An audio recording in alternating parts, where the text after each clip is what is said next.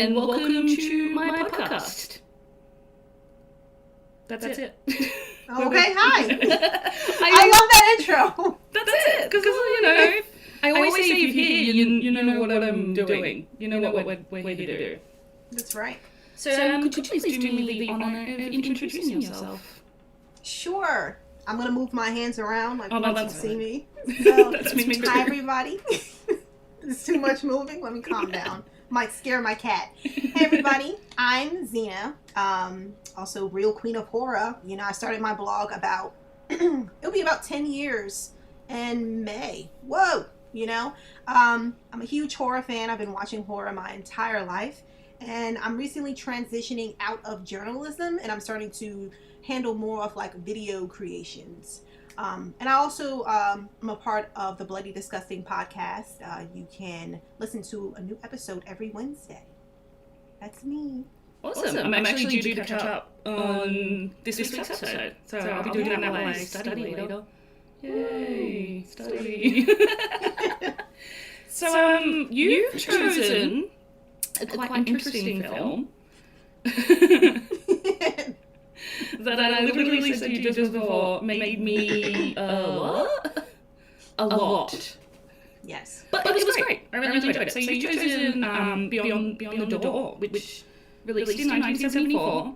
So quite close to The Exorcist. Yes. Which is very evident throughout the film.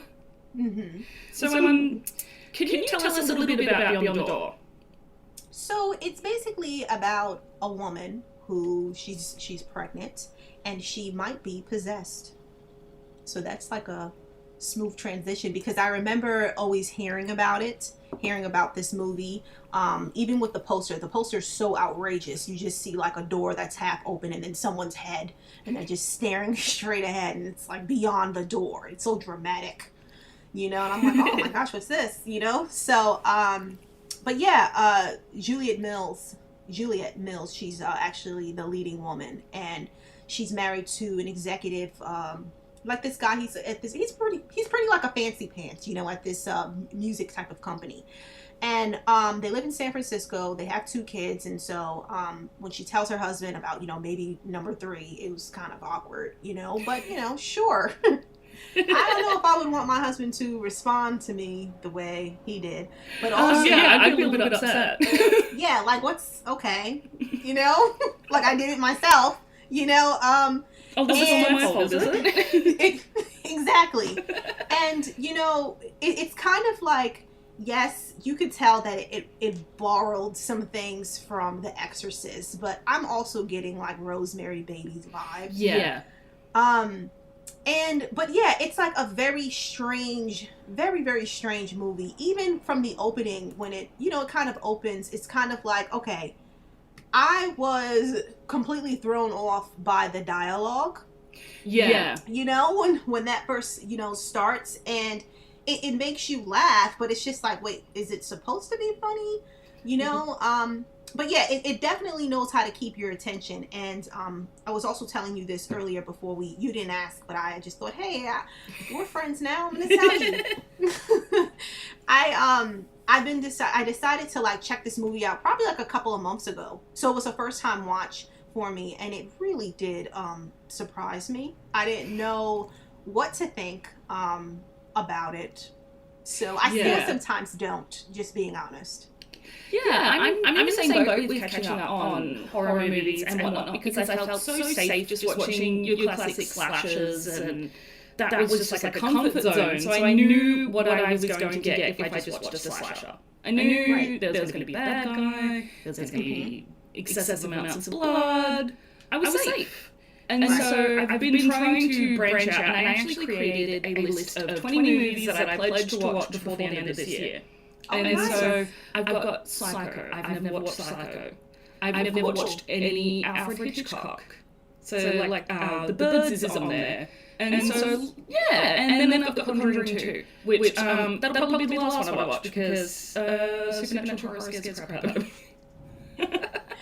No, you know what? Like supernatural stuff with like possession, demonic type of movies, those really scare me. But for some reason, I can't get enough of them. I find myself still watching them, and there were some creepy parts in this movie, regardless of it being from the 70s. Yeah, a lot of there were some uneasy moments where I was like, oh, was that meant to be in the film? did you mean to put that in? But I actually really enjoyed it, and I'm really grateful that I got to watch something that I wouldn't have necessarily gone out to look for myself. If there's that. Yeah. So it's directed by I'm going to absolutely butcher. I always do that. Ovidio Gabriel Osinides, because he's Greek and Italian. So, that sounds right to me. Yeah, as best in my Australian accent that I can do. So he actually directed quite a number of B-grade horror films. So he's done Beyond the Door, Tentacles, which I've heard about. I haven't watched, but I have heard about it. Yeah, I haven't seen that one.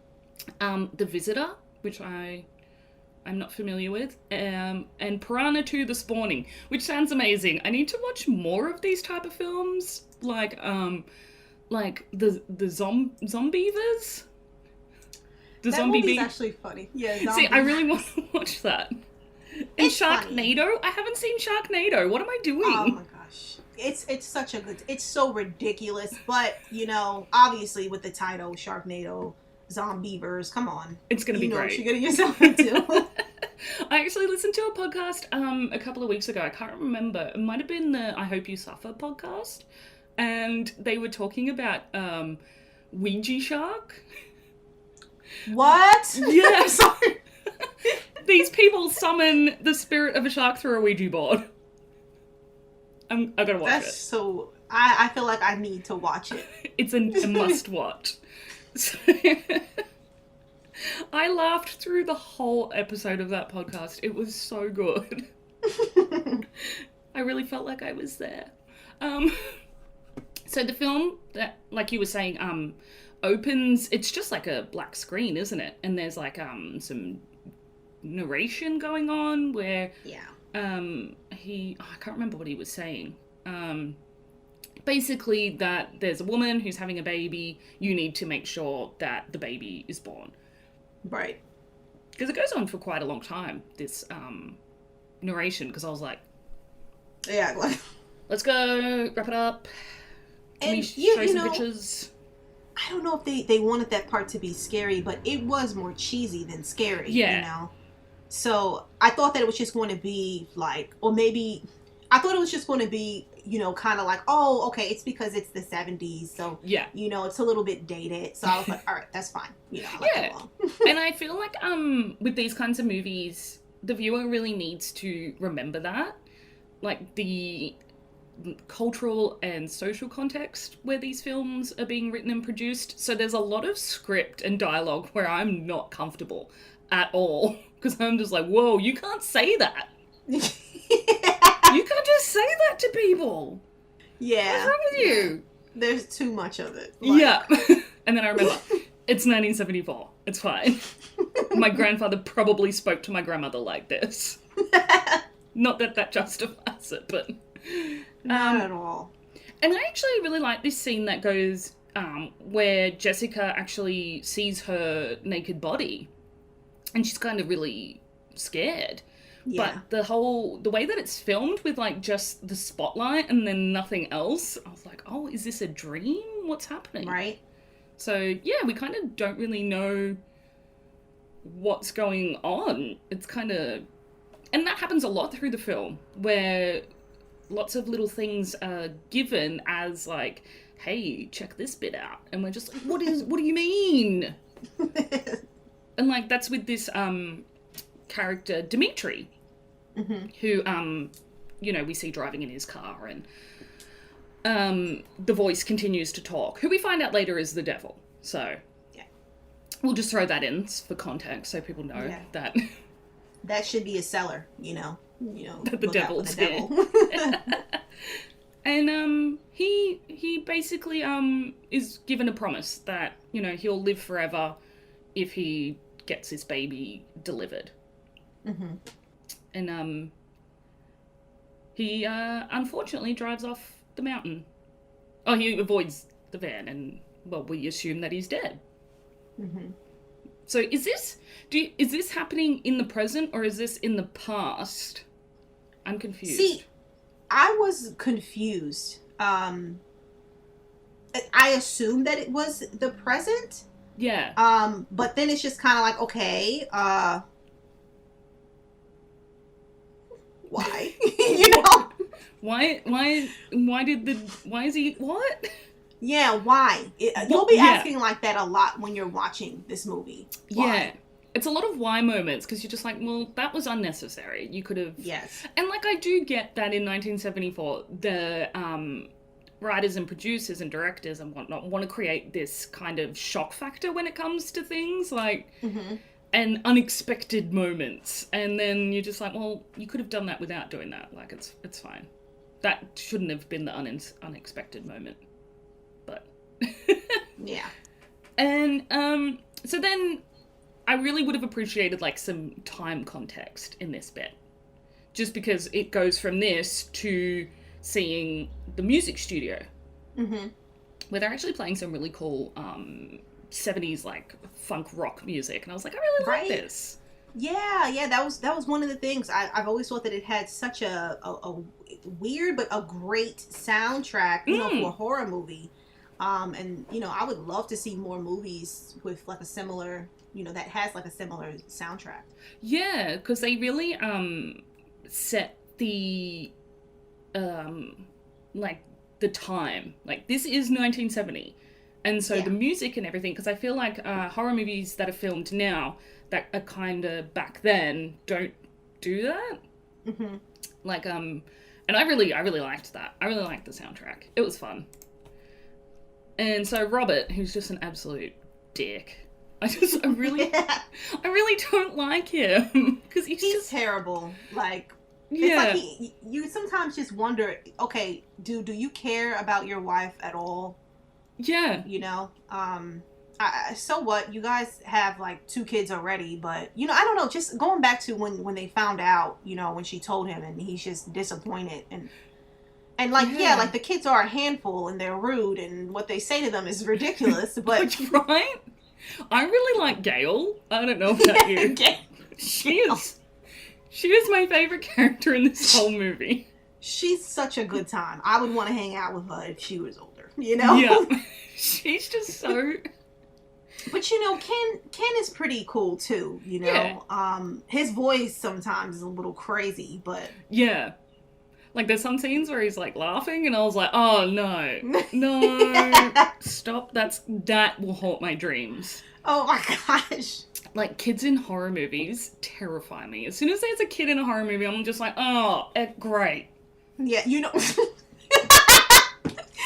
But you know it's going to be bad. You know it's going to be bad when you see a kid. Like, so. I was talking about, I recorded an episode yesterday and we talked about The Ring, and I'm so grateful that they didn't really do much with the kid's character, so... Oh. Because they could have made that a really bad experience. And so I just love how he's like, oh, we've already got 2 kids. And the kids are baking a cake, and I just love how Gail is like, oh, a little bit of Newt's burnt fingernails, and I was like, oh, you're amazing. It's just like, okay, if you guys, you know, can't control your kids, maybe, you know, hire a nanny, you know, someone to help her. Yeah, so I think that's something. I'm not gonna lie, seriously, I was curious to see when I first watched it, because, you know, the kids, they were like a handful, and then being that the mom, she's pregnant, so, and it's taking a toll on her body and her mood swings, why not hire the help? And then she'll probably, you know, die a violent, horrible death, but, you know, that's the life of being in a horror movie. So. Exactly. Okay. Before Jessica tells Robert that she's pregnant, they're in the car. And she's chatting away, they're chatting away, and he's literally like, something about, they're talking about their relationship, and he's like, I wouldn't have married you, I could do a lot better. I was just like, I'm sorry? Good old Robert. And then she proceeds to tell him that she's pregnant. And I'm like, after that, I just would have left. I mean, but I know that she knew this. Like, you know, do you think that maybe she just decided to stay with him because, oh, he's a music executive and he's getting paid, you know? Yeah, it's 1974. I think maybe they had an agreement, but it's just kind of like, he was just terrible. Like, I was hoping that he would suffer a horrible Me too. death. And then I was disappointed, but... You know. Spoilers, everyone. Because I literally wrote in my notes, who is this man? Like, someone come get him, because... Yeah, please. Just take him, go. Because just... No type of sympathy. No, yeah. And so, a couple of days later, it's Ken's party, and Jessica's disappeared. And I actually thought something was going to happen here, because, you know, it's dark, and... they're bringing the cake out with the candles, and I was kind of glad that nothing really bad happened. Yeah. Especially to little old Ken. Well. So, she's in the bathroom throwing up, and this, I think she's throwing up blood. Yeah. Because it's, like, really thick and everywhere, and I was like, ew. Because... I just have a real big thing with vomit, so... Yeah, and they showed it. So. Yeah, and I was like, ah, couldn't you just allude to it? Like, I don't need to see it. And this is where you can kind of start seeing Jessica's mood changing and how the pregnancy is impacting her. Because she says, you know, the baby's suffocating me like it's trying to kill me. I don't want this baby anymore. Mm-hmm. And it's really... yeah, sets us up for this isn't going to be fun for her at all. So, not that every pregnancy is, so... Yeah, so I hear, like, I know, with one of my sisters, I felt so bad for her. Whew, she would vomit, like, multiple times a day. Like, her face, obviously, her face swelled up, but, like, her nose and, like, her feet, it was just like, oh, my God, you know, and... You know, sometimes she just looked awful. Obviously, you know, sometimes you're going through these changes and stuff, and she couldn't eat anything. She couldn't keep anything. Oh, no. Yeah. I know my sister had a rough pregnancy, the second one. Her second pregnancy, I'm pretty sure. Oh. And that's the creepy 4-year-old. And I was like, that's why she used a lot of energy. Look at her now. Oh, yeah, there you go. But I'm pretty sure my sister had a bulging disc in her spine her entire second pregnancy. Yeah, so she was in a lot of pain for that one. And it's just, when I see stuff like that, I'm like, do I want babies? Yeah. I do, because they're cute. They are, they're super cute. I just don't know if I would want to carry one in me, you know? That's like how I feel as well. Yeah. And it's like, it sounds like I feel like I'm being selfish, but I'm like, also, look at the way the world is right now. Do I want to bring a child here and experience this? No, that's so true. I feel exactly the same. I want some certainty first, that there's not going to be a massive World War III come November. I really want to make it to my birthday. It's at the end of November, so... Please, 25 days. Okay, we need to make sure that we make it for your birthday. Come on, guys. Do this for me. So, Jessica goes and visits George, who is their family, it says that he's an obstetrician, but I feel like he's just their doctor? Yeah. I would just say that he's just like their doctor, their friend, family friend. He's a little bit odd. He's weird. His vibe is weird.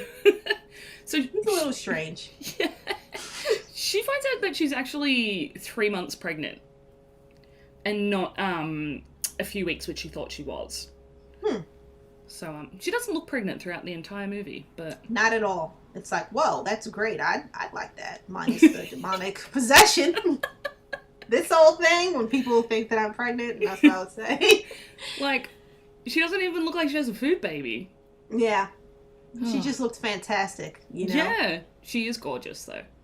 She's very pretty. She's got very blue eyes. They freak me out. I love it. Just like, whoa! You know? But something that I enjoyed seeing like through the movie. So it's like we're kind of, as the viewers, we're tracking like her pregnancy. Yeah. And I don't know why I was just doing this because that's us tracking it. But throughout that time where we're seeing like her go through these like violent mood swings and hearing like voices and no one else is can hear it, and she's even seeing things. So some of that stuff that was happening to her is just like insanely creepy. And I feel like even when I stated like, okay, it seemed like they also borrowed some elements from Rosemary's Baby, but it seemed like they also like took it up a notch. Yeah.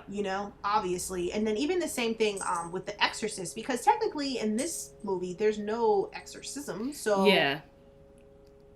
There's just, I think it's just more inspired more in the way that Jessica behaves as the possession more than like scripting or the exorcism choices. It's more, right. I feel like even the way she looks is a little bit similar to what Pazuzu looked like in The Exorcist.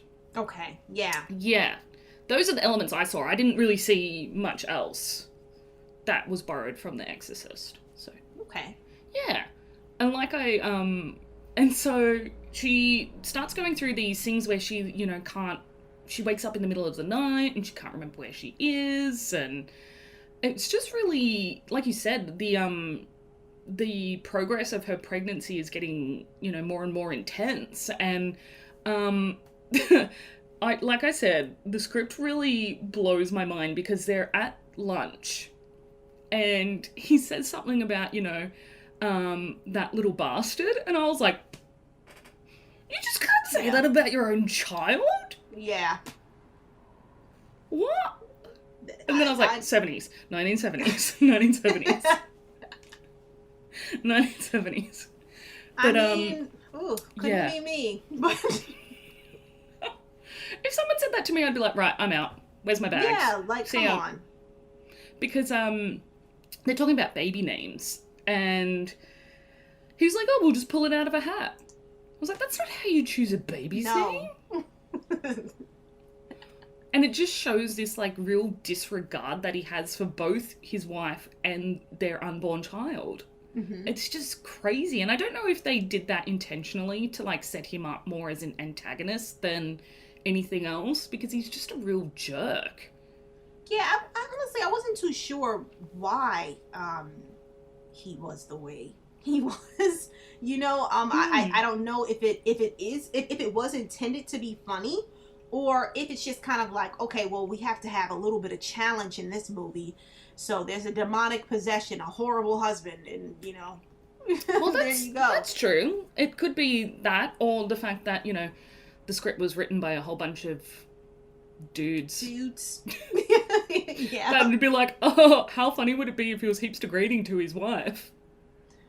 Men because find they this wish funny. That they could be. Yeah. Yeah, exactly. Knowing that they would never say that to their wives, or some of them don't even have one. So there you go. And it's like, is this normal behavior for speaking to your wife? Who cares? Let's write it down. I don't have a wife. I don't know. I don't have anyone to test this on. So if my partner tried this on me, he knows he'd be dead. He knows. So then there's this scene where Jessica's looking through some photos and she comes across Dimitri and goes into like this absolute rage and launches an ashtray through Robert's aquarium. The thing that he loves probably more than his entire family. Well, he deserved it. So. That's me as well. I was like, that's what you get. I mean, I didn't feel bad for him. It was just kind of like, again, with this, I'm just wondering, as her husband, do you not notice like this stuff that's going on? I don't know. Seems a little weird. It just seemed like it took him a while to get on the train, Where he's like, there's something going on. What? Why is she acting this way? She's just pregnant. That's how you know hormones. Dudes wrote this. Yeah. It's the hormones. So because it's like, it's pregnancy, it's not a demonic possession. See, we'll know. So yeah, I'll find out one day. So there's this, that night, that's when we start hearing all the breathing, I think it is, like, and the whispering and whatnot. And Jessica basically gets up, levitates, and leaves. Yeah. And I was like, oh, cool. Maybe she's not coming back. End credits. End scene. Oh, thank God. Yeah. And, that was actually a pretty... I feel like that was like one of the first scenes that I thought that I thought was pretty creepy. Yeah. Just because it wasn't expected. I thought that maybe she was going to attack Robert. I was hoping attack him, you know, but get him. But she didn't. But you know, just the fact that she just left like that, you know. I wasn't expecting her to leave. Yeah. I was like, oh, okay. Are you coming back? And Ken sees the whole thing, but he doesn't say anything to anyone. So I was like, oh. Like, if that was me, I'd be, like, telling all my siblings and being like, hey, you should have seen this crazy stuff Mum did. Same. And I don't understand why he didn't say anything, but okay, sure. I think that, I don't want to say maybe he's fascinated by it, but maybe, you know, maybe he thought he was dreaming. Maybe he's just like, this is just normal stuff mums do. Is She's pregnant. She's pregnant. Is this what mums do when I go to bed? That's what he thinks. Because I always used to wonder what my parents did when I went to sleep. Like, what are they doing? If I'm asleep, why do they need to be awake? Yeah. What are they doing? Now we know. Now we know. Levitating. And she actually comes back like completely saturated. And Robert just gets really upset at her. Like, as if she doesn't look completely bewildered and like, what the hell, where have I been? He's just a complete jerk. Like, yeah, it's all about him. A lot of it's like, don't you know how you made me feel? Me. And I'm like, oh, here we go. Robert. And I think I liked that in The Exorcist, that the dad wasn't there to be a jerk. Right. Like, I like that it was just the mum and the daughter. And I like that as well. Yeah. It seemed like, you know, she was trying her best. She was being sensitive about the situation. She wasn't just, like, rejecting everything. So, that's a plus. Yeah. And it's kind of like, as soon as there's a man, it becomes irrational. And you're just like, oh. She's just tired. She needs pregnant. She needs to drink milk, you know? Ew. Like, I can't think of anything worse than a cup of milk. Ugh. What? Milk is so sensational. I drink, I like it with flavouring in it. I just don't like it without a flavour. I don't know what it is. I think it's the smell for me. It smells so good. I used to be vegan, so that's probably why. Okay. So I haven't drunk... Sorry? Oh, no, go ahead. I was just saying I haven't drunk milk in, like, maybe 10 years. Oh, wow. Yeah, it's been a year for me, because I can't have it. But I switched over and I tried some almond milk. Almond milk's okay, you know, but then I recently found... Yeah, it's and I know some people tell me, like, they were like, hey, why don't you try, like, someone recently told me to try oat milk. Okay. And I've been having a hard time finding it. I did find the ice cream, and it's okay. You know, it's not the same. But I did start trying to, look at us talking about milk, but I did, but I did start, recently drinking, maybe a couple of months ago, this lactate milk. It's like lactose free, and that actually tastes like, regular milk. So, but yeah, if I could have regular milk, oh my God, I would just dump it on my head. Like, I just think that, I mean, you can still do it. Just close your mouth. Oh, true. Pour on my head. I just, like, I can drink milk. For me, it's, I think because it's just the smell. Oh. I don't know. Maybe it's, like, from my nieces drinking milk and, like, leaving empty bottles to go warm, and that's all you can smell, and it's like, oh. There's nothing quite like, you know, like cold milk. And I was just that gross person that would drink it right from the container. Oh, that's my sister and brother-in-law, and now they're both lactose intolerant. Oh my God, I blame the containers because I did that. That's what happened. And my sister, like my younger sister, when she was a teenager, she actually lived with our middle sister. And my sister was buying like 2 or 3 liters of milk a day. Whoa. So that's like a gallon of milk. That's crazy. Yeah. That's insane. Because that's how much they were drinking. And I was just like, ew. It'd take me like 2 weeks to get through a carton of milk. Oh my gosh. That's crazy. That's too long. See, I don't even eat cereal because I just can't drink. Oh my god, Pickles is in. So we're up to the part where George and Robert are discussing Jessica's pregnancy. Because, like, 2 men have the right to discuss that person without them there. Mm-hmm.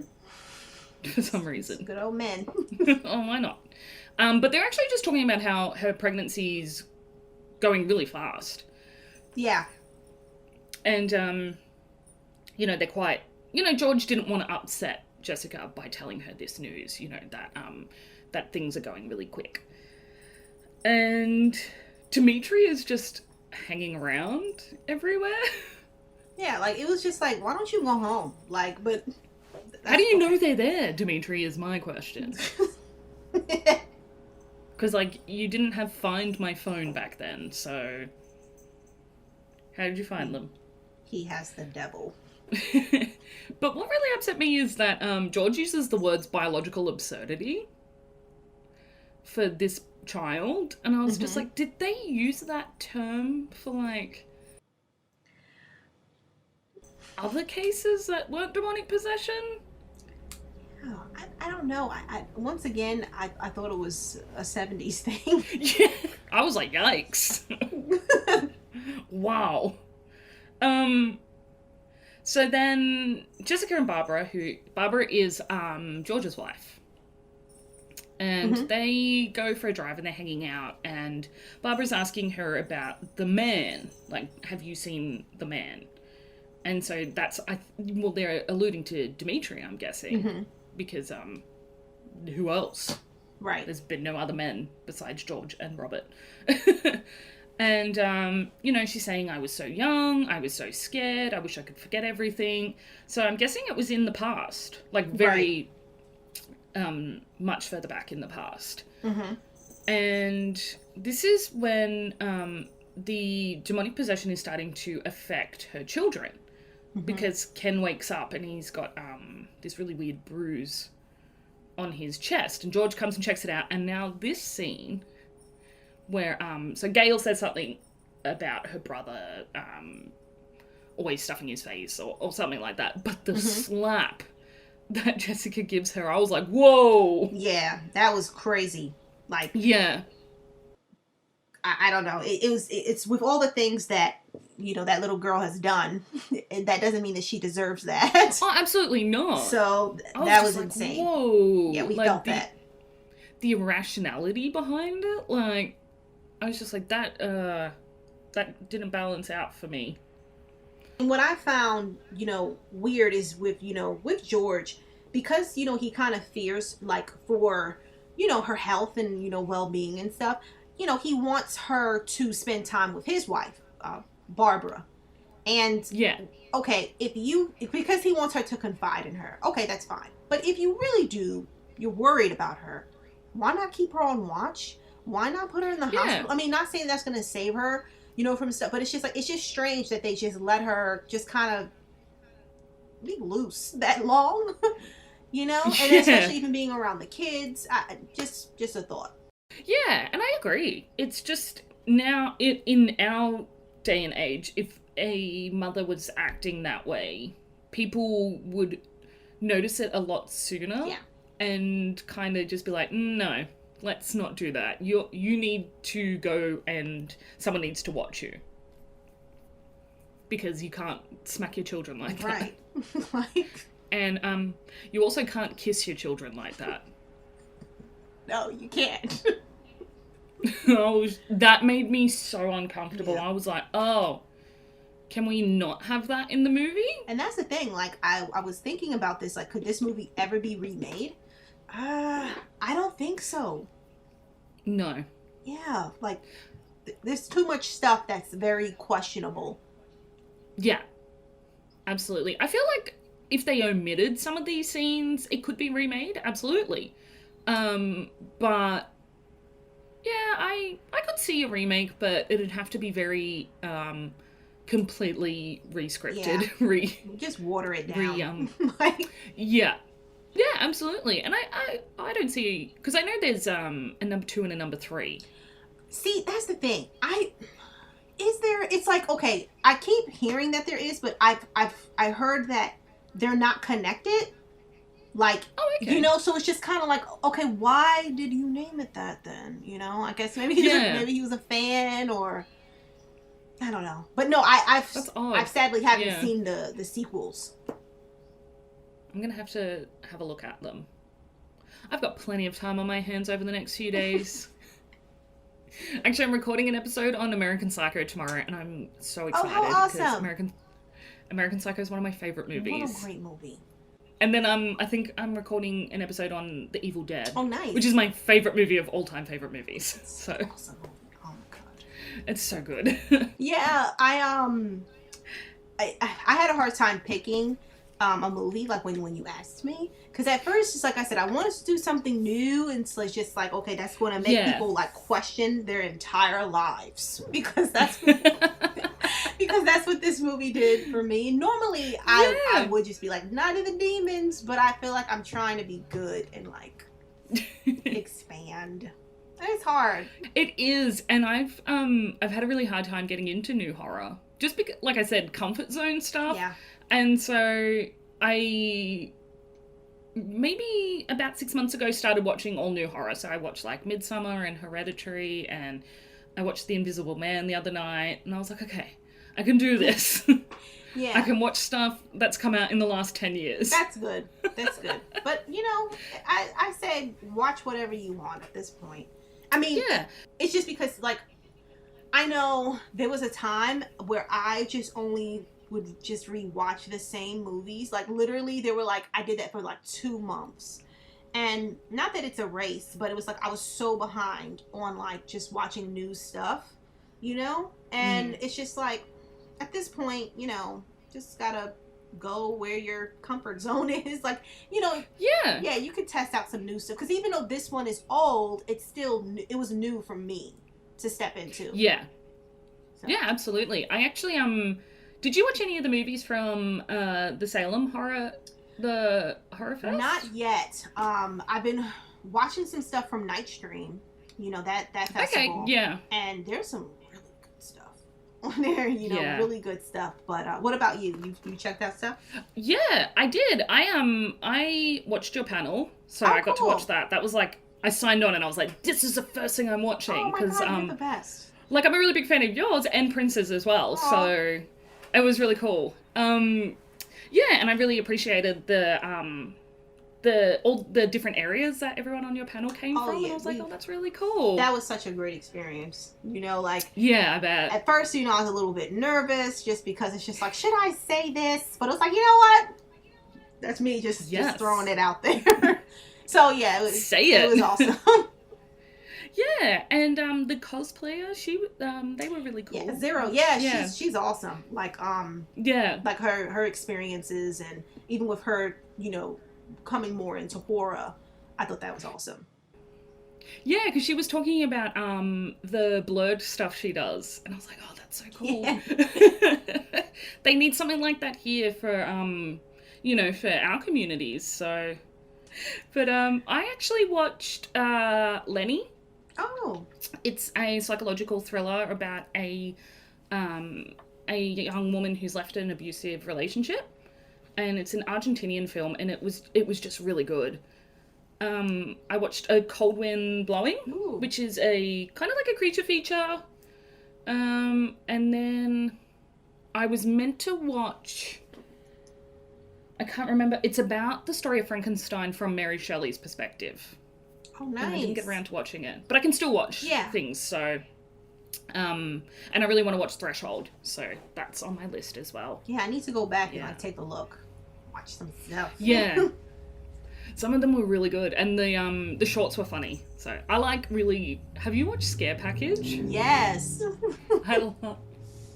I tell everybody about it because it's just I loved when they're in the woods, Once in the Woods. Yeah. That's my favorite one in the whole world because that's my sense of humor.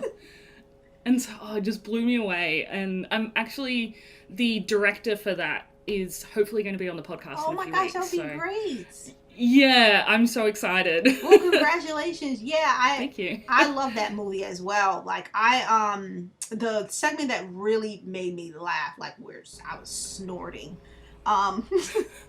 It was the 4th of July one with the killer that, won't die. So it was when the girl, like, she just like lifted up the torso. It's like, what do you want me to do with this? And then the music and it just wrapped around. Started choking her. Because my favorite bit was when she took his mask off and she was like, Yeah. I was like, no. You can't be into him. You can't. And then it was just it was so over the top with the boyfriend. I loved it. Just yeah. I'm gonna watch it again today because it just cracked. It's so funny. And the Joe Bob cameo, I was like, and he's like, Dad. That was so horrible. That should be enough for everybody to just go and watch it. It's definitely like I feel like sometimes when you watch a comedy horror, sometimes it's just not very funny. It's just kind of like, all right, it misses the mark. Yeah, but I feel like they did a good job. Like I've even it was brilliant. I've even recently watched Scare Me, and that one was funny. Oh, that's on my list. Yeah, it's fun. Yeah, it's different from what I've seen before. But it is very improv, but it's hilarious. Like, okay, yeah, I might watch it today. Give it a go. Let me know what you think about it.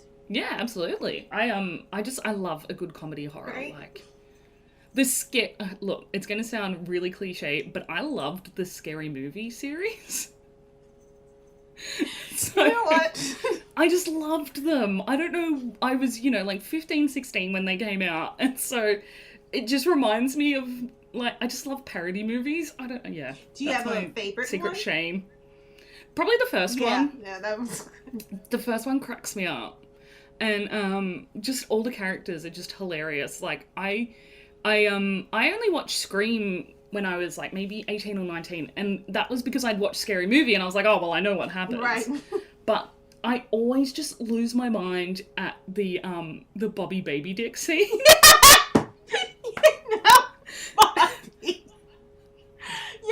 Because it just goes through the whole movie where they just keep giving him shit. Because it's like, oh. That was insane. Like,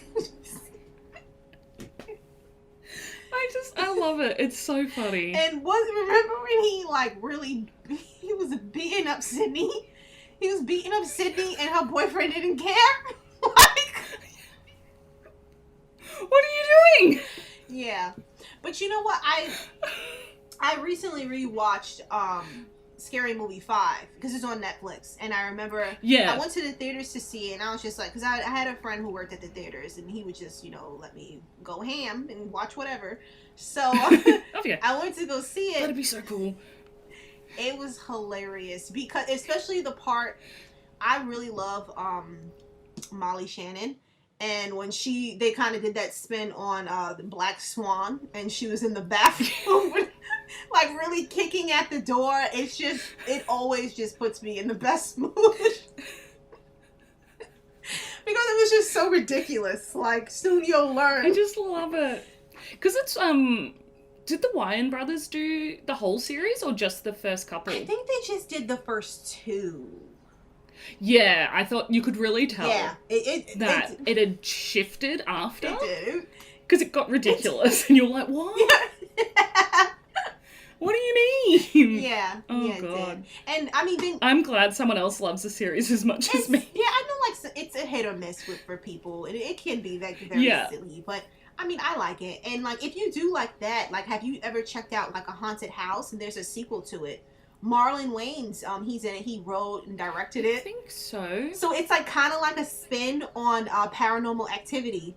The first one. Oh, yes. I think I have seen it. Yeah. So, yeah, that one at first, there's some funny parts, but then there's just some stuff that's just like, okay, come on, you need to calm down. You need to relax.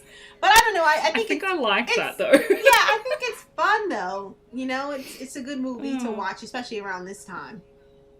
Yeah, and I feel like if you are a horror fan and you've seen all the horror movies that they do these parodies of, it makes it so much more funnier because you remember being so terrified in those moments, but then they make it hilarious and you're like, okay, it's just a movie. And this is, it just cracks me up. I don't know how they do it. They're great. See, Paranormal Activity also makes me laugh, but what one is it when there's the cult and there's all these people out on the front lawn and you're just like, what are you doing out here? Like a third? I think it's like 3. Yeah. I think it might be 3 or 4. Yeah, I have to be honest with you. I remember when the first one came out, everybody was like, "Whoa!" That's them going crazy for it. And so, I thought it was cool. I remember I didn't see it in theaters. I saw it probably, a couple of months after when it was out on. Yeah, me too. Whatever. And I thought it was cool, I wasn't a big fan of the first one. Not that I hated it. It's just I wasn't a big fan. Then I saw the second one and I thought it was okay. But then I started to see some of the later ones and I liked how they were tying stuff together.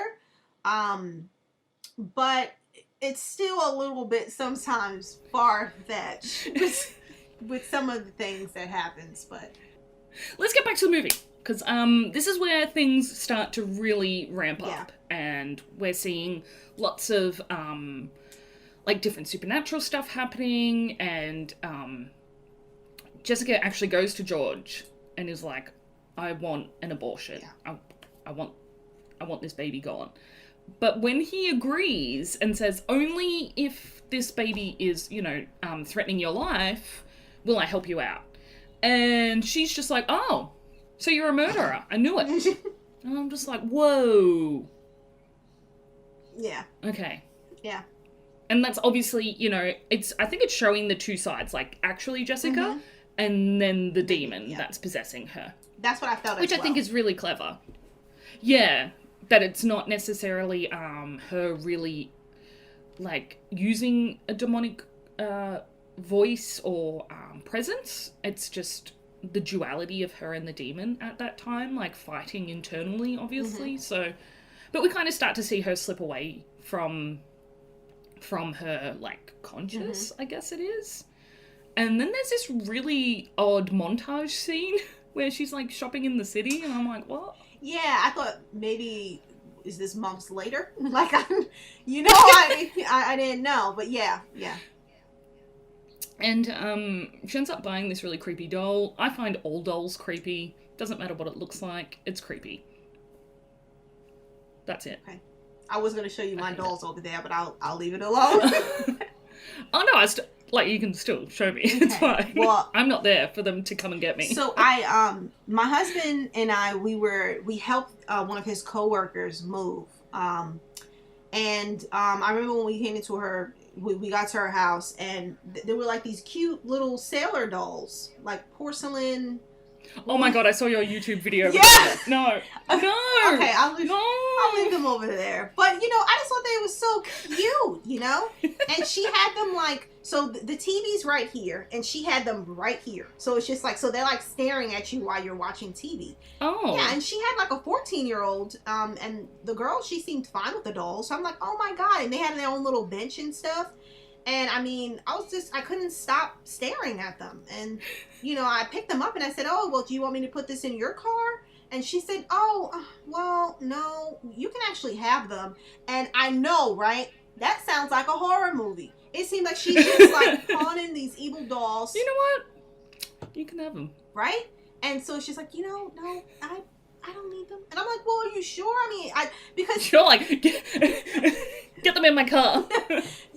Because it was weird because I thought, because they look really old, so I thought that maybe her great grandparents or a grandparent gave it to her. So I didn't want to take a family heirloom, So yeah. But she was like, no, somebody gave me those, but yeah, it's fine. And so I was so happy. So I took them and, I put them in the car and I put a little seatbelt on them. And, my husband was driving, and he just kept on looking back there. And I'm like, what's the matter? Because he's not a horror fan, bless his heart. So he's just like, I know what happens when dolls like this get into people's lives. So I used to keep them downstairs on the couch. We have, like, when you first walk in, and there's kind of like it's not really the dining room, but it's just like an extra open space, and we have a couch there. And so I used to keep them there because, they want to say hello. And I remember his dad saw and his brother saw, and they was just freaked out by it. And then our niece came over, and she was freaked out by it. So I thought it would be funny to just start moving them around the house. But then the weirdest thing happened. So one of them, I named them Polly and Molly. So Molly is the girl, and her shoe always comes off, her shoe and her sock. And I'm like, girl, what's going on? Because before, it would never happen when she was at the other place. And then Polly's shoes started coming off. And then crazy thing, on the same side, their eyelashes came off on both of them, like at the top and the bottom. And it's just like, oh my God, what's happening? Are you guys trying to tell me something? But I really like them. So they can stay. Yeah, I think that they're cute, And so I'll see if I can turn it. So like they're sitting there. Oh, very cute. So like my when my husband used to work from home, and here I used to have them like sitting up, because I would sometimes work here, because our working times were different. So I needed like a little friend, that my coworkers chat to. Yeah, he's just not a fan, but I just think they're just so great and so wonderful. Let me know if you want me to ship them to you. They can go to like summer camp. You told me summer's coming up. They can go to summer camp at your house. They can. My grandma would love it. Yeah? Like, my grandma is... Okay, so recently my grandma and my mum went on a road trip to visit some of our family who live, like 6 hours away from us or something like that. And on the way, in a town called Junee, is Australia's most haunted house. Oh. It's called Monte Cristo, and it's like an old farmstead, and heaps of people have died there, and it's just full of death. And recently, so I went there maybe when I was like 10, so I haven't been since. And now there's a woman there who has a doll museum. And my grandma's like, oh, Catherine, it's wonderful. It's wonderful. And I was like, oh, no. They are the souls of trapped ghosts. And I think no, so. Grandma, it's not wonderful. Or trapped visitors. And my grandma's like showing me this video she's taken. I'm like, that is cursed now. Delete that video. Your grandma is so cool. My grandma is pretty cool. Yeah, spooky. Australia has really cool, like, haunted places to go to. So. I've always wanted to go to Australia. It just seems like it's just so cool over there. So yeah, it's fun, and it's really nice around like October, November if you like warmer weather. I don't recommend coming December, January if you don't like warm weather, because it's like we get like 44-degree days. That's Celsius. Okay. So I don't know what that is. Well, it's like 120, I think. I live in Florida, and the sun's always here, so. Oh no, then you're fine. If you're in Florida, you're fine. Yeah, it's forever hot here. Sadly. Yeah. All my friends are like, don't go to Florida. I was like, no, I want to go to Florida. So it's like, so I'm originally from New York, and my husband, he lives in Florida. Well, he lived here when we were dating. And I'm like, just because, I was used to a lot of different things. So, I mean, some cool stuff happened, obviously, with me being here. Because when I was in New York, I didn't have my license because, like, my driver's license, you didn't need one. So I didn't have one. Yeah. And so then now, like, I have one. So whenever I do go up there, I occasionally drive, even though you don't have to. It's probably even cheaper. And then with New York, of course it's cold. It gets really, really cold.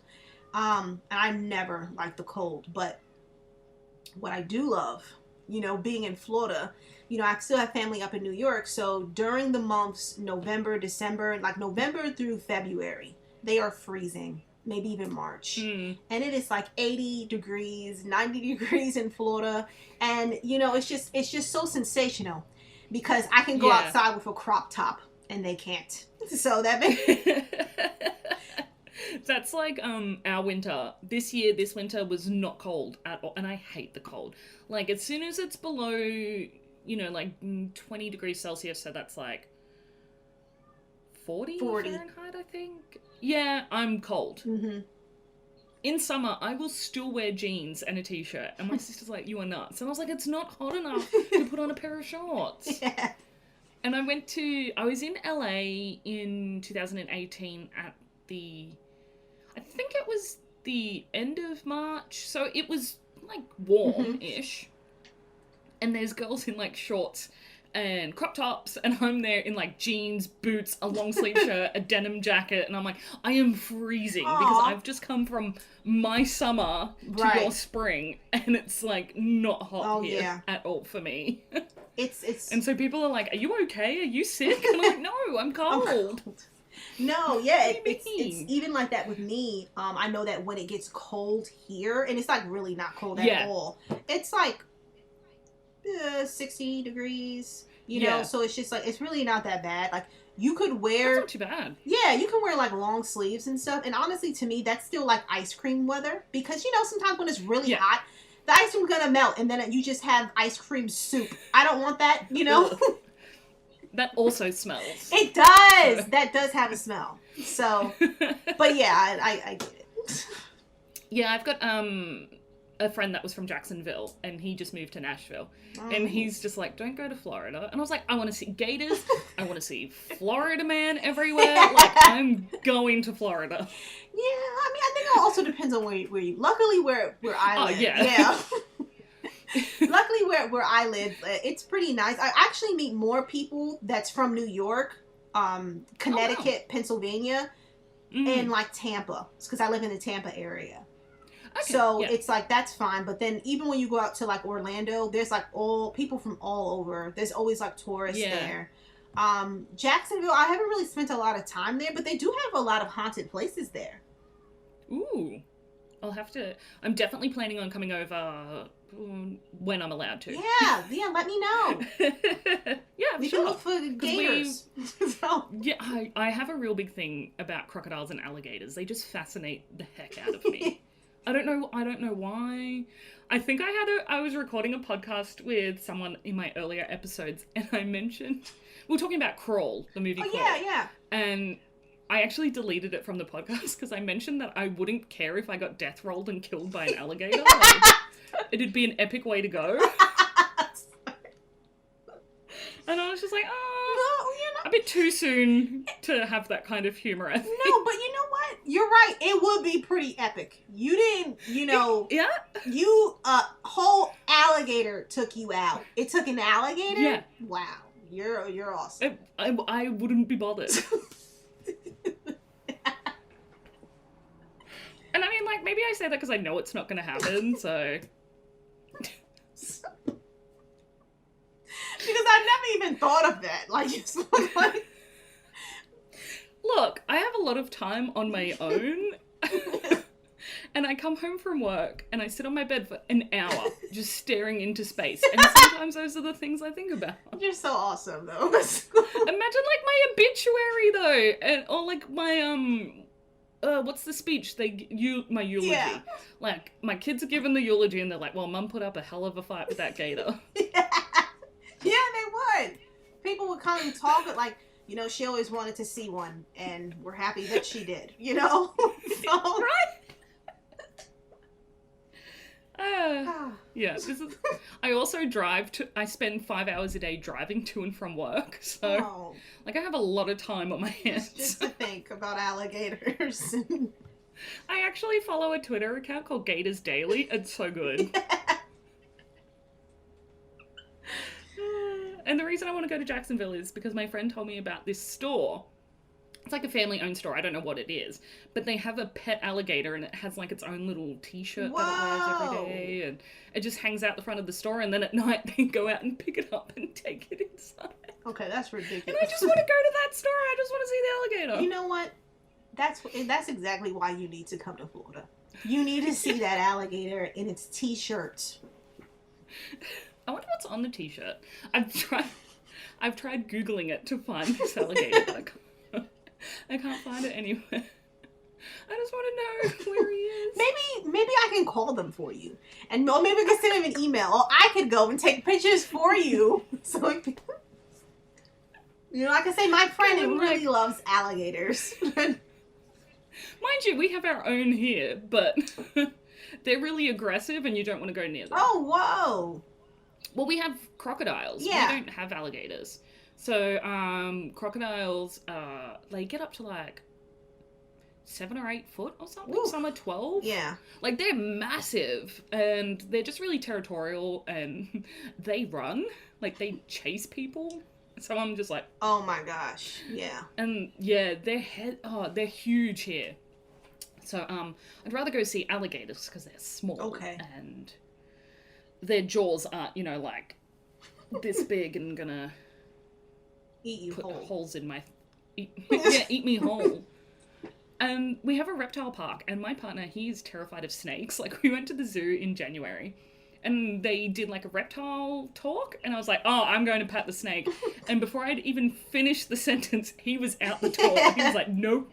I was like, take a photo of me with the snake, and he's like, oh, that's not happening. I was like, why are you so scared of that? But he doesn't have to be near it. He doesn't even want to see it.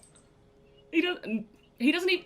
I think it was the thought of watching me pat the snake. He was like, ugh. Oh, yeah. Like, it made him sick. I was like, okay, well, there's things that I don't like. Like mushrooms. I don't like mushrooms. I don't like looking at them. I don't like the feel of them. Maybe that's how he feels about snakes. Really? They're so, like, squishy and... That's why. Oh. Ew. It's a texture thing. So maybe that's how he feels about snakes. Yeah, true.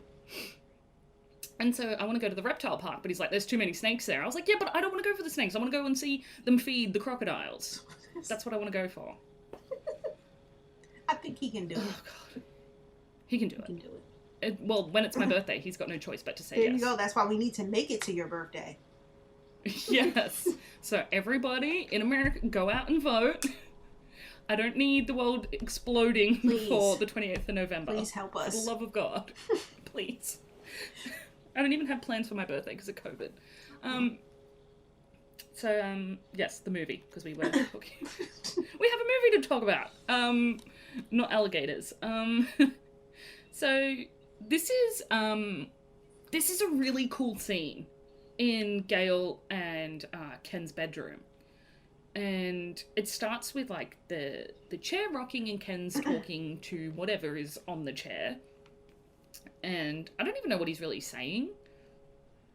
But, Gale comes in and she's her little sassy self saying, if I can't see it, it doesn't exist, and you can't believe in it because you can't see it, so it's not real. And then she goes and gets, like, a dessert. I don't know, what kind of dessert is that? I have no idea. Like, I thought maybe it was something that her mom, well, I don't want to say her mom made it, but, she was helping her mother bake. Or the baby did, so... Maybe the baby was out baking. Oh my God, those baking but babies. It's, like, really, like, wobbly, and I was like, ooh. Is it like Jello, or? I don't think so. I think it's more like a creme brulee, but upside down. Okay, yeah. I don't know. Because I was like, that kind of looks like it'd be caramel, and I like that, so... And this is when there's heaps of, like, poltergeist activity in the room, and there's, like, drawers coming out everywhere, the room's tilting, lights coming through the floorboards and the eyes of the dolls, and I really liked this scene. Yeah. It was really cool. Yeah, those dolls. Oh my gosh, they made me, like, that freaked me out. Yeah. That was the only bit that freaked, like, I just really loved how they were moving the room, but then when Gale busts out, everything is dead silent. Yeah. And I was just like, whoa, that's creepy. That made me feel uneasy. And it was so cool because with the lights that were coming on the floorboards, it reminded me of, like, something more science fiction, like sci-fi kind of. You know, so I liked the fact that they were mixing that in along with it, like with the the lights of the dolls, the stuffed animals, like the flickering lights. And you see those kids, it's like, oh my God, of course they're going to be terrified. Like, I would be terrified. Yeah. That'd scare me as an adult. So, yeah. I was just like, no thanks. And, you know, it doesn't really look like they had, like, a big budget. So the fact that they did all that, like, that's awesome. I think their budget, I've got it actually written down. It was $350,000 US. Wow. Yeah, no. Yeah. That's not a lot. That's pretty good. Yeah.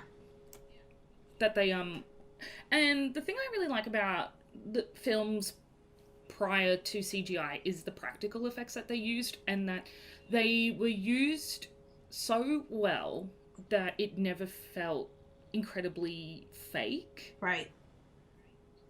I mean, like, it's obviously not realistic because we know that that kind of stuff doesn't really happen to that extent. But I just really like the practical effects in a lot of the 70s and 80s movies. Because I feel CGI has ruined some of that for me. Yeah. It's a little bit frustrating sometimes. I think maybe that's why I haven't watched The Conjuring and whatnot, because I'm expecting to see CGI. Hold on. I'm sorry. I'm trying to see if this is still recording. Oh no. Hold on 1 second.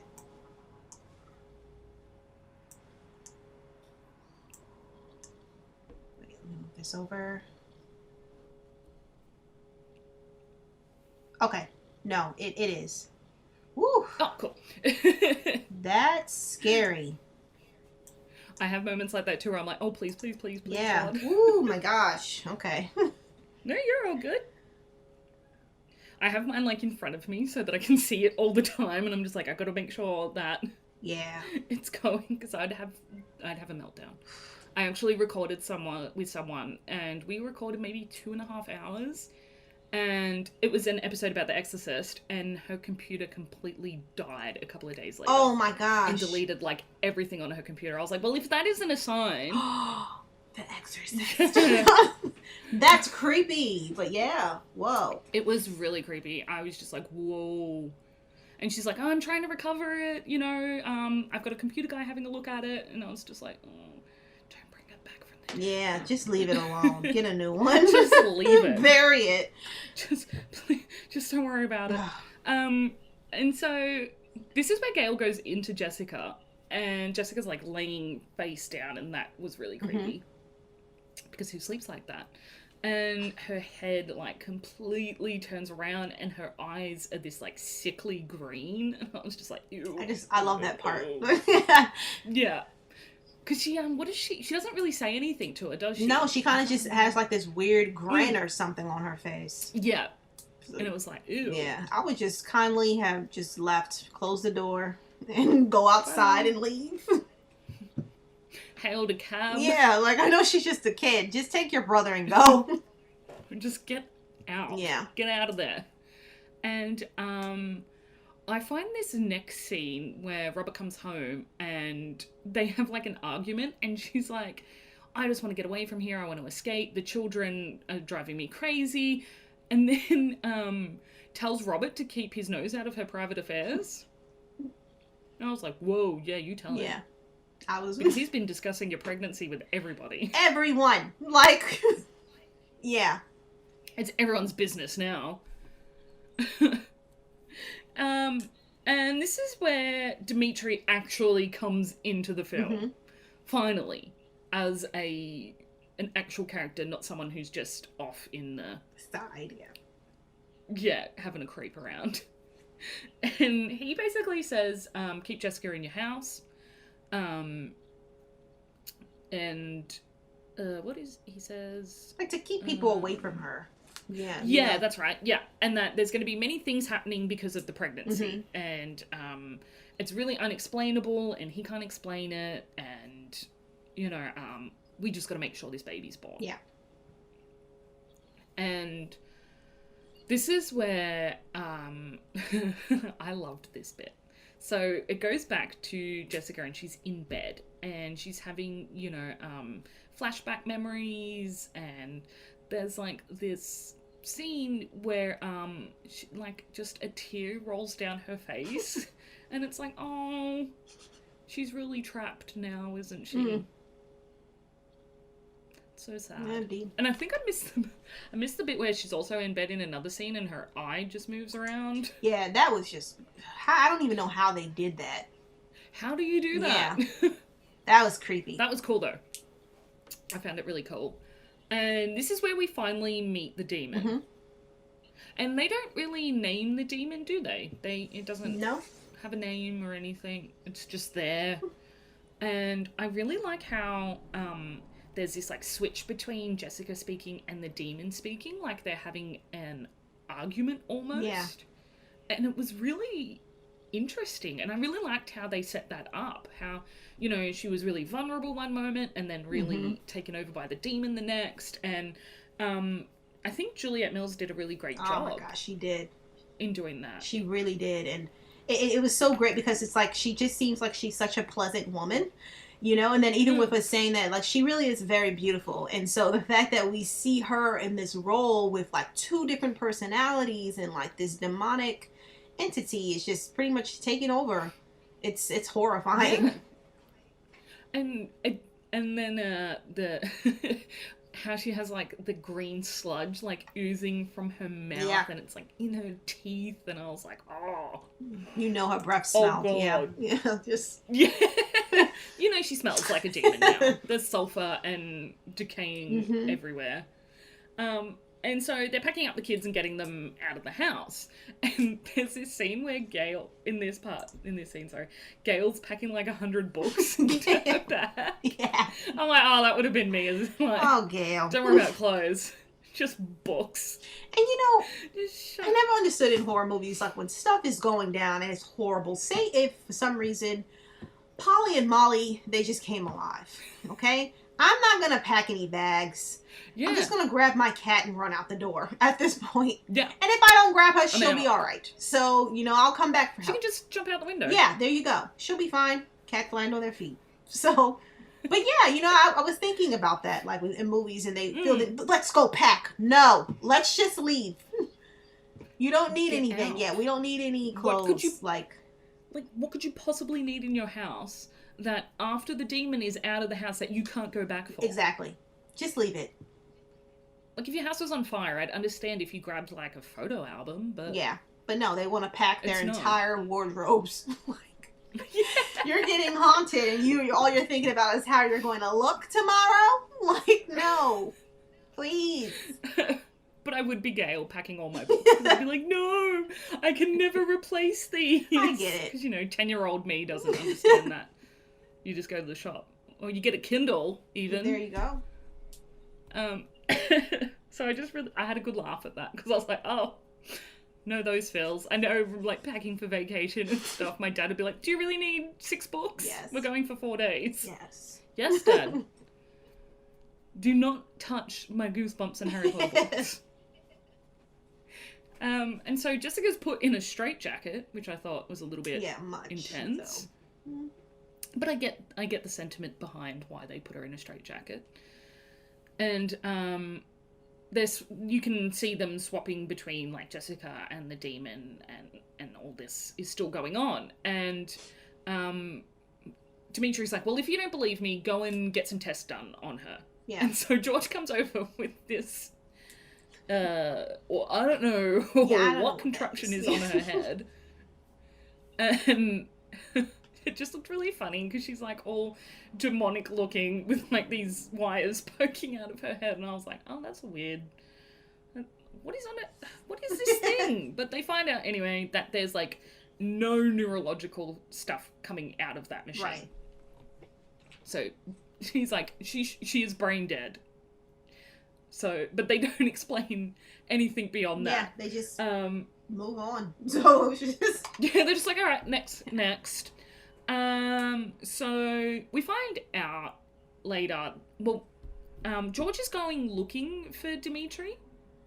I don't know why, because Dimitri was at the house. So I don't know what bit happened in that to make George need to go find Dimitri. I got confused. I mean, that was weird because he's always around. So kind of like you said. So wait a minute, where did he go? So wait, you're normally always just hanging around. Why can't I find you? But before that, we actually find out that Dimitri's a Satanist, and that he had basically said that Jessica was going to be used to give birth to the Antichrist in exchange for keeping him alive. Because he died in that car accident. Okay. It says years prior. Okay, so now we know. So now we know it was definitely in the past. It wasn't like a couple of weeks ago. Okay. All right, good. And so, this scene I found really unnecessary. Where he meets the woman down on the dock and they're talking about Dimitri. I was like, yeah, you didn't really need that, but all right. Yeah. She was kind of cool. Yeah, I wonder if they was just trying to, like, tie it together, but I mean, I agree with you. I don't know if it was necessary. Yeah, because they could have just had Dimitri just stay at the house. Yeah. And, like, the montage of George going to look for her, and I was just like, were montages really popular in the 70s? Yeah. Because there's, like, 6 in this film. Yeah, I see that. I remember from a lot of, movies from the 70s I watched, they love those. All the montages. And, so we're at the house now, and this is like coming up to the end of the film because they've got Jessica. I don't know what's really going on because there's not an exorcism. Dimitri's not a priest. He just wants the baby born. And where am I up to? Oh God. Oh yeah, this scene was really intense. Where she's, like, levitated above the bed. She's broken out of the straitjacket. And she's saying to Dimitri, like, get your hands inside me and rip this baby out. And I was just like, whoa. They took it there. It wasn't... I mean, at this point, while watching the movie, you're not really surprised because of everything that's been happening. But, that part, it was kind of like, eek. It makes you cringe. Yeah, it's just, at this point, please, just get the baby out of her so we can be free, Yeah. So, I'm guessing she's, like, come full term now in the last 4 days. Yeah, what a fast. Demon baby. I'm sure most women wish that their pregnancies went this fast. I mean, I think I would have had a kid, too, if it was just like, whoop, all right, I'm done. Done. Yeah, so... I'm just really, I'm really scared of morning sickness, like the vomiting, because I used to, like, while growing up, I had a really weak stomach, and so someone even pretending to throw up, I'd vomit, like I was a sympathetic vomiter, and now I haven't really seen many people throw up, so it's like hasn't been a thing for me, so I don't know how it's gonna go. So it's like, we'll see. Maybe this is TMI, but I hate, I'm not saying that anyone loves it, I hate when that happens. I was telling you how I was like, I can't have milk anymore.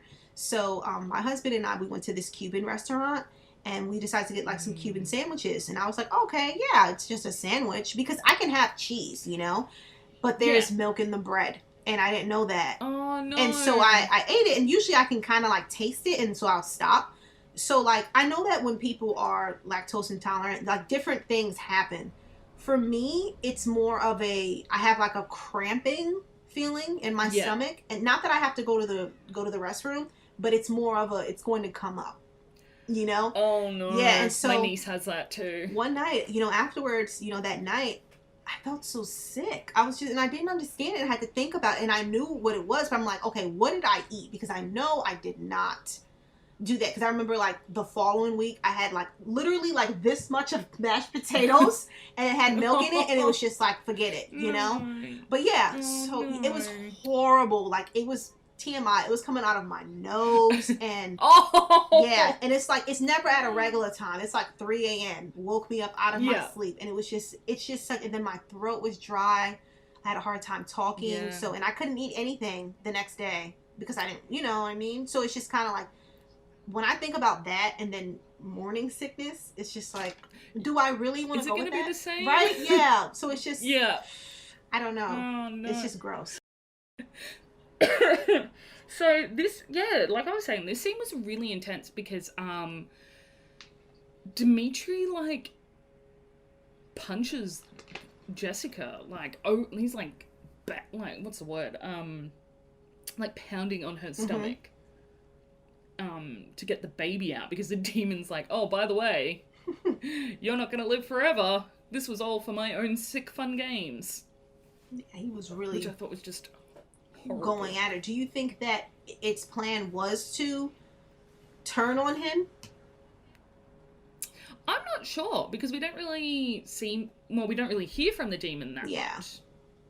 And except for at the start, and then in this part? Yeah. Where he's talking to Dimitri. So, like, if they had kind of planted that along the way, maybe? But, I mean, the whole concept of demons is to be mischievous and to play games and whatnot. So it wasn't really a surprise. Yeah. So, it was really, really sad, because I was like, oh, that's what you get, Dimitri, for pledging somebody's womb. Yeah, it's like you should have... didn't agree to it. Should have just died, you know, the first time. You should have just died. So... And, so, I'm reading my notes, because I've just gotten a little bit lost. And, so George rocks up to the house, and Robert's passed out on the floor, because he's been thrown around by the demon earlier. And, Jessica's just, like, asleep in bed. No demon face, no vomit, no green eyes. Well, her eyes are closed, so maybe not. And then he sees on the floor this little bundle and a coat over the top of it, and he picks it up, and it's a baby without a mouth. The baby is, unfortunately... It's stillborn. End of life. Yeah. So, but the baby has no mouth, which I thought was strange. Yeah. Why does it have no mouth? I never understood that. Like, this whole movie, you know, from the ending, is just kind of like, what was the point? Your own entertainment, but it was just like, what was the point? You know? Yeah. That it just really makes you ask yourself, like, what at the end of it, you know? Because, like, what? Yeah, even like the last scene that we see, it's just like, okay, like, and, okay. We'll get there. I'm gonna maybe Google about why it had no mouth. Okay. Why no mouth? Why no mouth in Beyond the Door on baby? Keywords for Google. And then so I just, like you said, what? Why this movie doesn't really, like, it's good and it's entertaining and there's some really creepy scenes, but at the end, the whole family's on the cruise. Gail's reading a book. And Ken opens this black and gold present that he's been carrying with him the entire film. That box is seen in his bed, it's in the car at the start, like, it's planted throughout the entire movie. So the whole time I'm like, why is he carrying around this frickin' box? Open it. And I'm guessing it was from his birthday party. Like, his birthday. And, he opens it, and it's a model of Dimitri's car.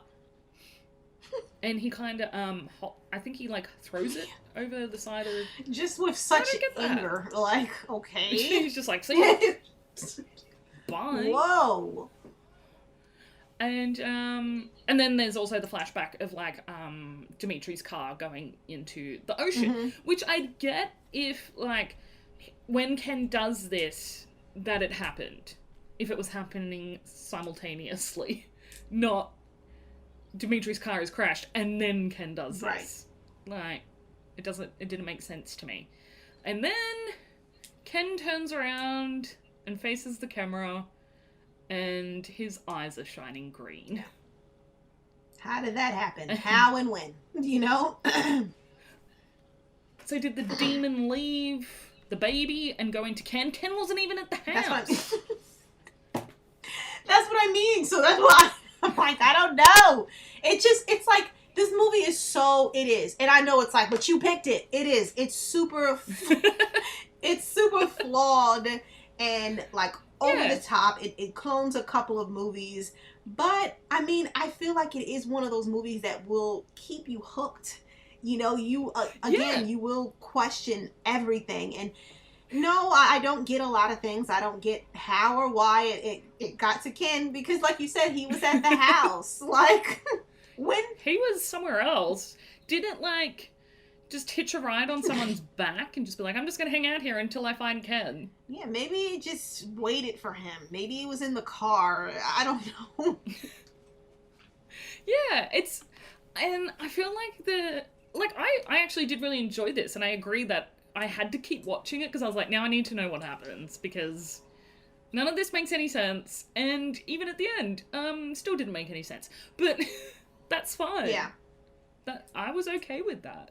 I liked the characters. I liked Gail. She is me in a horror movie in the 70s. Gail. I related to her the most. You know, so. I'm right there with you. I really did. I related to Gail the most as well. Because Ken was kind of like, you know, but, you know, he would just do some things sometimes. But Gail, you know, she really knew how to express herself and just let people know. So.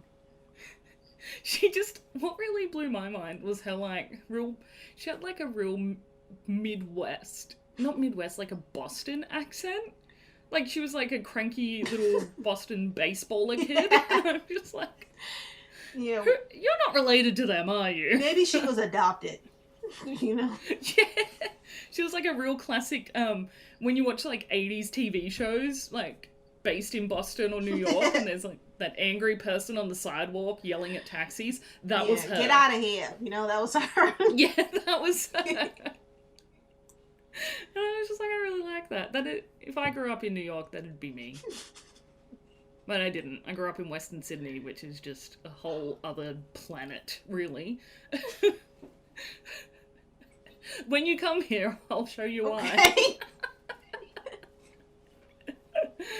But yeah, I really did.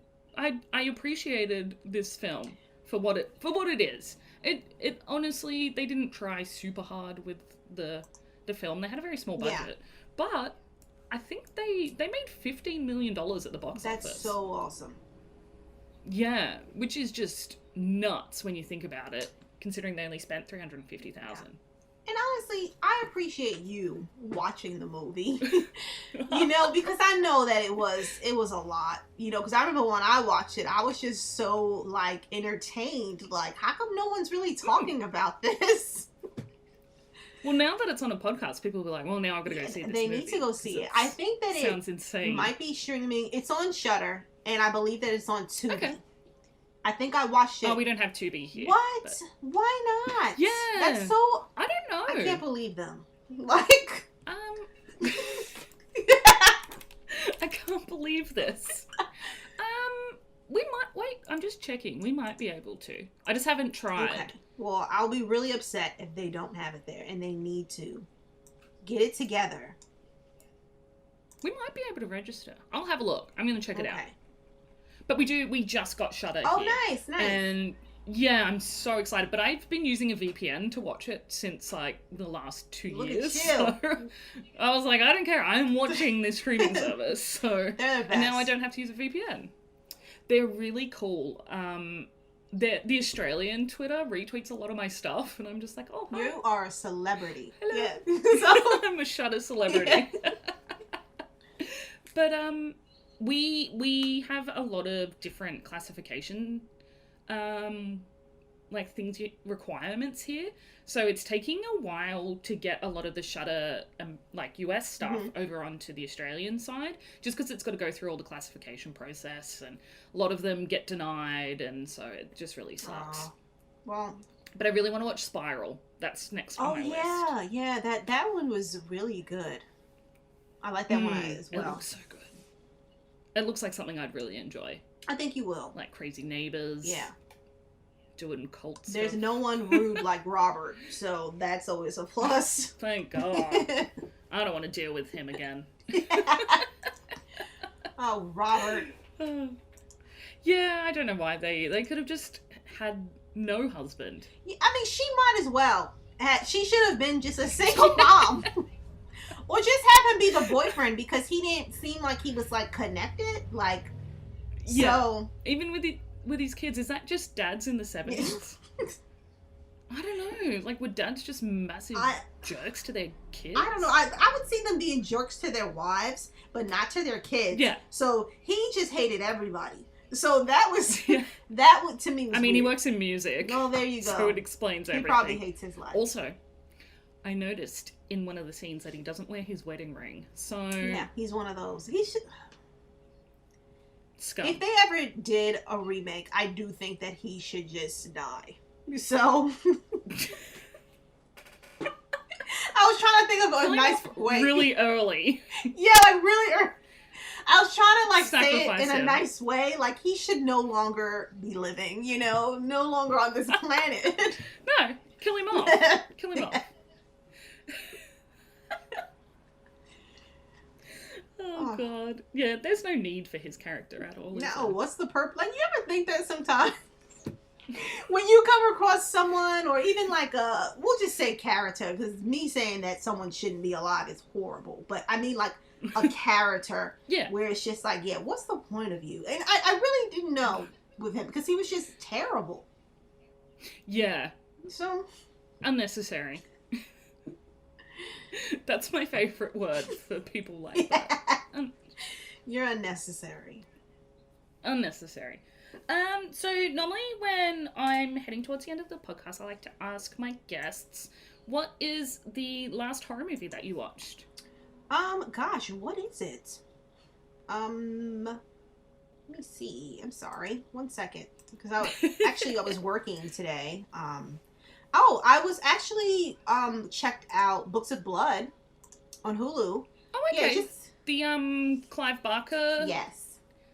Oh, I hope we get that. It's like a, anthology type of form, and, I really like it. I don't want to give any spoilers or anything like that, but from the start, like, it had me, like, hooked, So, awesome. I really, really like that. And then before that, like, last night I watched, or yesterday afternoon, like, Scare Me, which I really like that one a lot. Yeah. I'm gonna watch that. Oh, I've got no doctor's appointment at 3 p.m, so I'm just like, how many movies can I put in before 3 p.m? Hopefully 2. I think you can do it. But, yeah, yes. I'll watch it on 1.5 like I listen to my podcasts. I have so much on Shudder that I've got on my to-watch list. It's just every movie on Shudder's on my list. I don't know why I did that. Well, easy access. It's okay. I think I rewatched The Ring. Oh, nice. For an episode I recorded yesterday. And it's not as scary as what it was when I was 13. So... Disappointing. Yeah. I actually never found that one scary. I found, I found like the original one, Ringu. I found that one scarier. And I remember, I watched it, I think I was in middle school. I think so. And I watched it with some friends. And I remember I was so scared and they weren't. But then when we watched the Ring, they were scared. I'm just sitting there like, I just wasn't. But yeah, so it's just, I always love to hear if people, which one they find more spookier and stuff. Oh, I know the original's going to terrify me. And so I've avoided watching it. Because I was like, Japanese horror is so scary. Yeah. Like, I just can't deal with that at all. No thanks. It was a lot. And especially because, back then, when it came out, it was like, something we've never seen. Yeah. But like, now you make me want to rewatch it. Just... Because, they pretty much have, like, the entire series up there. I know the entire series is on Netflix here. Oh, it was? You guys have it? That's so cool. Yeah, I think so. I watched The Ring on Netflix, so I'm not too sure if the others are on there, but if they're not, they'll be somewhere else. Okay. So, but I really want to watch the sequels to it. Yeah. Because in the second one, apparently you find out where Samara came from. So I was like, I need to know this. I don't know if I watched the sequels. Like, I don't remember them. So, yeah. I have a tendency to not watch sequels because I just don't get around to them. And that's probably a really bad choice on my part, but... Yeah, it's okay. Sometimes it happens. I think the only sequels I've watched are, like, the Nightmare on Elm Street sequels. Because they just got crazy I love that, so... They get over it. They just got weird. And I really appreciate the directors. Yeah, they were ready. They crack me up. It's my favorite, probably one of my favorite franchises besides Saw. So, Saw 1 and 2. The others. Okay. Yeah, like, I think I liked the first one. The first Saw. And for some reason, the third one, I don't know why. The third one is good. Yeah, so, but it's been a while since I, like, rewatched the series. Sometimes you kind of just forget. Yeah, I think I'm due for a rewatch. Because I think, like, Saw for me, then Hostel came out, and I watched Hostel, and I wasn't, like, I like Eli Roth to an extent, because he is a misogynistic person, and semi-problematic, but, I didn't really enjoy Hostel as much as I thought I was going to, because I enjoyed Saw so much. Right. And then when I watched Hostel, I was like, I'm not into it. And it's like, I have to be honest with you, with Hostel, I don't see that happening to me. You know what I mean? Because, okay, with Saw, that could be anybody. That could happen to you. But yeah, that wouldn't be me. I just wouldn't do that. I wouldn't stay at a certain place like that in a country that I'm not from, that I don't really know. You know what I mean? And then I would actually want to connect with someone who lives there already. So I'll know, what to do, where to go. Like, I actually have an uncle who lives in London, as an example. If he didn't, I'm thinking about going there because he lives there. So he would know. Yeah. You know what I mean? Not saying that I don't want to venture out like that, but, sometimes, because I watch, like, a lot of horror movies, sometimes, I'm not going to lie, I'm a little bit paranoid, but not paranoid about killer dolls, clearly, so. They're fine. They're fine. It's just really, like, he kind of tried to set it up that it's a realistic thing that could potentially happen, but in my brain and my mind, I'm like, nobody would do that. That's what I mean. Like, yeah, I know I personally just wouldn't. So it's just... Yeah. That does not interest me in the slightest. But I'm sure there's people out there that really watched that movie and went, ooh, that could have been... I hope that exists. Oh my god, I believe it. And that scares me more than the movie does. And see, like, I wasn't a fan of the Human Centipede series either. Like... Yeah, I have a confession to make. I've never watched it, and I never will. So... I watched them because my youngest sister was like, have you watched these? And I was like, alright, I'll watch them. She also made me watch Martyrs. And that movie shook me to my absolute core. To the point where I was like, I'm never watching that again. Sometimes you have those kind of movies, like, that'll make you never want to do that. For me, it was, so, like, I only watched The Exorcist one time in my whole life. And I'll never go back, But it's more of the, like, don't get me wrong, of course it's, like, iconic, it's all these wonderful things. But, like I was telling you earlier, like, I really don't like that, because I feel like something like that could happen. And, like, but I do love those kind of movies, because, like, there was this movie that came out, called Veronica. It was, like, maybe 2017, 2018. I know the movie, Yeah, these girls play with a Ouija board. I haven't seen it, but it's I know the really one. good. Yeah, these girls play with a Ouija board, and, like, the way that her whole world turned upside down, like, and I remember when I was in high school, for some reason, I decided to play with a Ouija board with my friend, and it was just like, don't know why I did that, so, and it was a horrible experience, Yeah. So I think about that, and then there was actually this other movie that came out in, like, 2012 or 13, called Possession, or was it Possessed? It was basically... I think I remember that. Yeah, about this little girl who just gets a box. Like, it's like a box that she finds at a yard sale. And it's like, it looks like a jewelry box. But there's like a demon attached to it. And there was a scene... Like, I've only seen the movie once, and I'll never watch it again. There was a scene where she was getting, like, an x-ray because she was sick and they didn't know why. In her chest area, stomach, they could see something, like it looked like it was hunched over in her. Oh. Yeah, I lost it. No. So it's like, no thanks. That was just a one-time watch for me. Yeah. I feel like torture films and not just your usual exploitation films, like the ones that just go beyond like your exploitation body gore stuff, like Hostel, they're one-time watches for me. They're just... And I think it's because I like to, I don't mind being uncomfortable at all. Like, don't get me wrong. That's what horror movies are designed for. To put you in a place of being uncomfortable.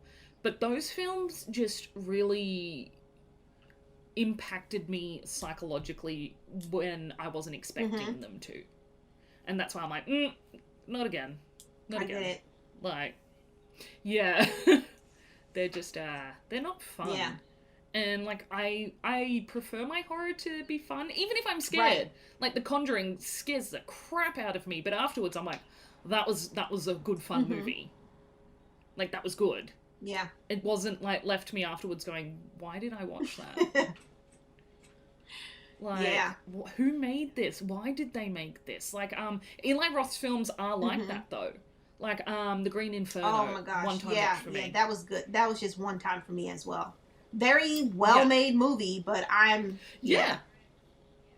But, one-time watch. Maybe that's just Eli Roth's films. One-time watches only. And, like, I like him as an actor, but I know that he is a, very problematic dude. Yeah, which that news recently, I think, started to come out about him. Was it recently? It's been a while? Might have been a while. The misogynistic comments and stuff that he's made, or... Yeah. And his scripting. Oh, yeah, clearly. That's misogynistic. That's always been there. Yeah. And, like, Hostel is really, if you look at it, it's full of toxic masculinity through the whole thing. And it's just like, you can do a horror movie without all that stuff. Like, because, like, I'm a sociologist. And so for me, when I watch these films, I look for, like, little themes and, sociological elements where I'm just like, whoa, that's cool. Yeah. But, like, the more recent ones, like Get Out, is about white fragility, and I'm actually creating a YouTube video on it. Because, that's what I'm doing. I'm going to create a YouTube channel and talk about the sociology of horror movies. That's so cool! So there's, like, it's taking me a while because I have to write the scripts and I'm saving up for a camera, but I'm hoping to be able to do it. And talking about, like, the monstrous feminine and how that's incorporated into different films, like the different themes and, it's, like, all different horror movies. That's awesome. I can't really wait. Excited. Yeah, that's going to be great. Oh, thanks. Yeah, I don't want to make them too long. I want them to be, like, 5 minutes. Nice and easy, really not, but the only issue is I have a problem with my vocabulary and making it accessible, so that's where I'm having, like, a little bit of an issue writing my scripts, because I'm just like, okay, I understand what I'm talking about, but if I present this to somebody else who has no idea about sociology, they're going to be like, what? And I don't want people to feel stupid watching this. I want them to learn something, so it's a little bit hard. I think you could sprinkle that in, Sprinkle some in. I'm that would hoping be great. Yeah, it's going to be fun. Hopefully. Because horror is full of sociology and people don't know that. People need to know. We need to know. Tell us. The first one is about, so I'm going to do Get Out, but I've got to finish reading the book. Okay. Like the book that I'm going to talk about with it. And Carrie, about femininity and how... men kind of make femininity this really gross thing. So, how they kind of demonize women for being women and, getting their periods. Yeah. And I was going to say, as much as I love Carrie, I kind of wish that a woman directed it, Yeah. And I love the movie Carrie, like, a lot. But I think that there would have been something different about it, with a woman. But yeah, absolutely agree. I think it would have been approached in a much more, not more respectful. Right.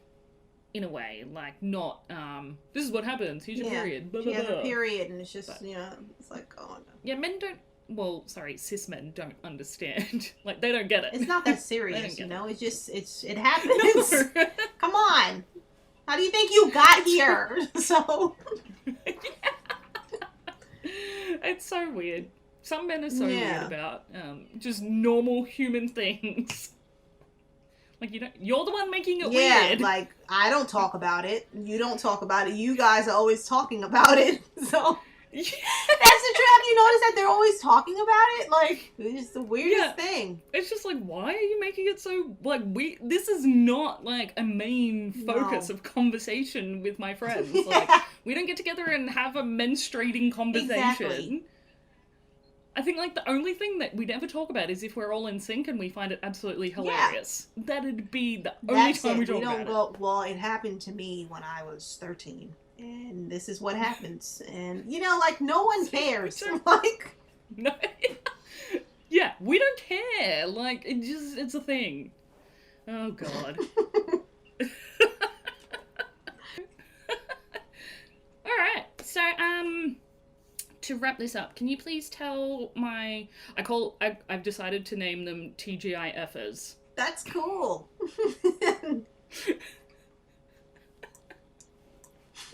I don't know why I found it so funny. No, I love it. Thank you. Where we can find you on the internet. On social media, sure. YouTube. So you guys can find me at, realqueenofhorror.com, horror website. I'm also always on Twitter, Lovely Zena, and I'm on Instagram, YouTube. You can... I'm trying... Am I forgetting one? Oh, okay. Where am I? You saw my face. What's my name? Okay, let me start. Okay, so yeah, you guys can find me, realqueenofhorror.com. I'm also always on Twitter, Lovely Zena, and then I'm also on Instagram, YouTube, and Facebook, Real Queen of Horror. Great. Well, thank you so much for being on my podcast. It has been so awesome having you and finally getting to meet you. It's really been an absolute honor and pleasure. Oh my gosh, thank you. Thank you so much for inviting me, and thank you for watching Beyond the Door again. I really enjoyed it. I'm glad that you Everyone did. should watch it. I really am. I'm glad that you did. I knew it was a little bit weird and stuff, but yeah, but again, seriously, I had such a great time. You're hilarious. You just make me laugh. And we have to find, alligators together. So yes, I would love that.